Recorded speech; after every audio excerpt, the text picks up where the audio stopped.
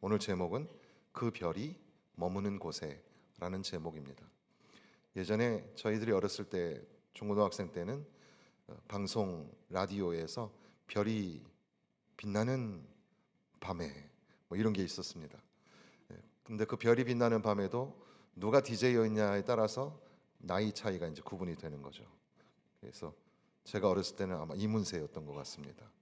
그러니까 그렇게 그 별이 빛나는 밤에라는 그 음악 청취를 통해서 모든 사람들이, 어린 청소년들이 마음을 모았던 그런 때가 있었던 거죠. 지금 동방 박사들이 별을 보고 찾아와서 별이 머무는 곳에 와서 거기서 이제 여기서 집이라고 하는데 그 집에 들어가서 아기께 경배를 드렸다.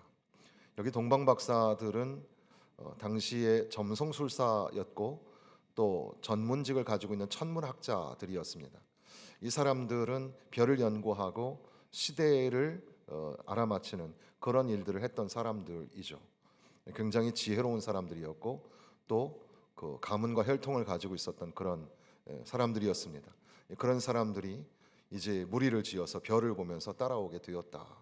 그리고 그 별이 머무는 곳에, 그러니까 먼 길을, 동방에서 먼 길을 예루살렘까지 와서 그 별이 머무는 그 곳에 들어가서 베들레헴의 한 집에 머물러 있는 그곳에서 아기 예수에게, 왕이 되시는 아기 예수에게 경배를 드리고 돌아가게 되었다. 우리 우리 일상의 삶에도 별이라는 것이 굉장히 많이 중요합니다. 그래서 어린 아이들, 청소년들에게는 그 알퐁스 도데의 별이라는 소설이 있을 거고, 우리 청년들하고 예전에 그래도 한 20년 전에는 그 수련회를 가면 밤에 하늘을 보면은 별이 많이 빛났었어요. 지금 별이 잘 보이지 않는데 하늘에 빼곡히 빛나는 그 별을 우리 아이들에게 보여줄 수 있으면 얼마나 좋을까, 그런 생각을 할 때가 참 많습니다. 요즘에는 하늘을 보면 별이 보이죠. 보이긴 봅니다.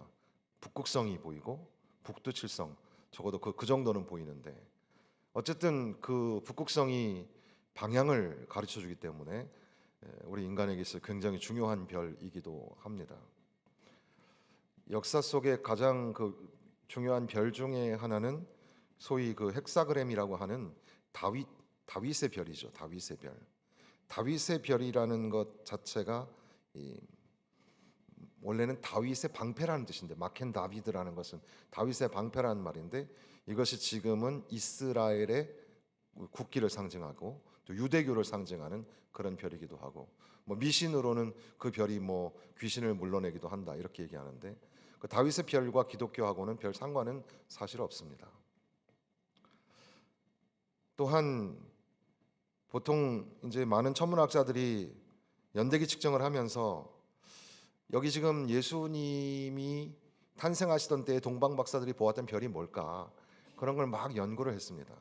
그러면서 이제 지금은 현재는 거의 시뮬레이션을 할 정도로 이게 맞을 거다라고 얘기하는데, 그 별은, 학자들은 이 별이 목성이라고 생각을 했습니다. 목성이 주피터라고 영어로 하지만 목성의 그 헬라식 그 히브리어의 이름은 최데카입니다. 그것은 의라는 뜻입니다. 그래서 의로운 해가 떠올라서라고 하는 말에 의로움이라는 단어가 거기에 붙어 있습니다. 그리고 또 하나의 별이 있는데, 그것이 이제 별자리 중에 사자자리라고 하는 레오라고 하는 자리인데, 레귤루스라고 라틴어로 부릅니다. 이 레귤루스라는 말도 역시 마찬가지로 그런 그 의 뭐 이런 의미를 담고, 더 나아가서 이 사자라는 말이 유다는 사자 새끼라라는 말이 있죠. 그 말에서 이 레오는 왕이라는 의미를 갖습니다.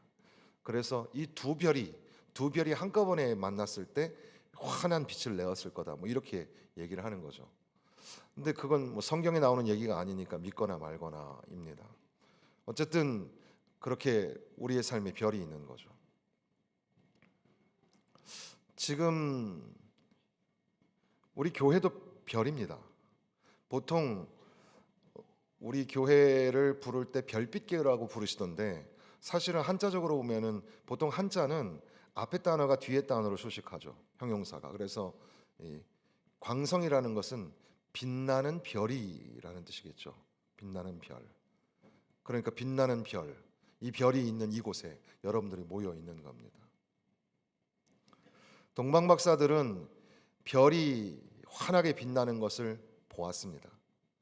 그리고 그 별이 움직이는 대로 따라갔습니다. 그리고 그 별이 머무는 곳에 멈추었습니다.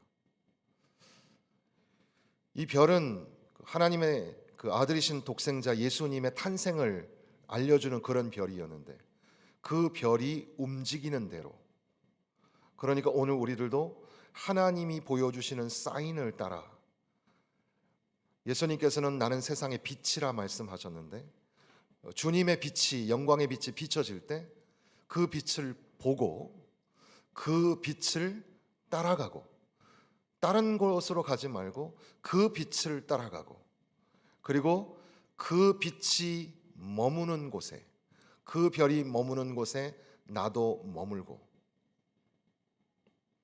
우리의 신앙도 그랬으면 좋겠습니다. 하나님의 말씀은 우리에게 빛과 같아서 하나님의 말씀이 늘 궁금하고 하나님의 말씀을 보고, 하나님의 말씀이 떠올라서 이동하면 하나님의 말씀을 따라서 순종하고 나아가고, 하나님의 말씀이 머무는 곳에서는 내 생각대로 움직이지 말고 하나님의 말씀에 순종하여 머무를 수 있는, 별을 따라 움직였던 동방 박사들처럼 그렇게 할 수는 없을까? 그리고 결론적으로, 그러면 우리가 해신, 달신, 별신, 그 동화 파괴 이런 얘기도 있던데, 우리 아이들이 배우고 있는 햇님이 달님이 이 얘기가 서방에서 이 해신 달신의 이야기라고 얘기하지 않습니까? 근데 별도 사실 그 우상이 될 수 있지 않습니까? 우리가 별 얘기를 하는 거는 사실은 이 별, 에스더도 별이니까 별이라는 것이 중요한 게 아니라 별이 머무는 그곳에 누가 계셨죠? 거기에 아기 예수가 계셨습니다. 그분은 우리를 너무 사랑하셔서 우리에게 내어주신 하나님의 독생자이시고, 그분은 우리를 구원하시기 위해서 십자가에 죽으시려고 깨질 것 같은 인간의 모습으로 우리에게 오셨습니다.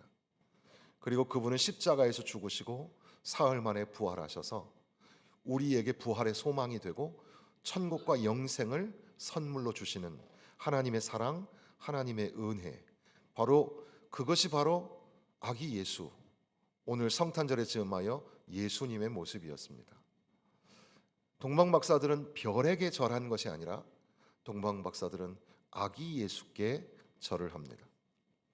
오늘 우리들도 그 다른 어떤 것, 교회를 따라가고 교회의 말씀에 순종하고, 그리고 또 함께 우리가 맡겨진 사명들을 감당하고 비전을 공유하지만, 그러나 우리의 목표는 오직 예수님을 향하여 예배하고 예수님에게 존귀한 것을 드립니다. 황금과 유향과 모략을 드려서 오직 예수님께만 예배하는, 그리고 또 위험한 중에도 현몽하여 이 헤롯에게로 들르지 말고 가라고 하신 것처럼 늘 이상과 몽조, 비전과 꿈이 있는, 성령의 인도하심을 따라 비전과 꿈을 소유한 그런 사람으로 살아가야 하지 않을까.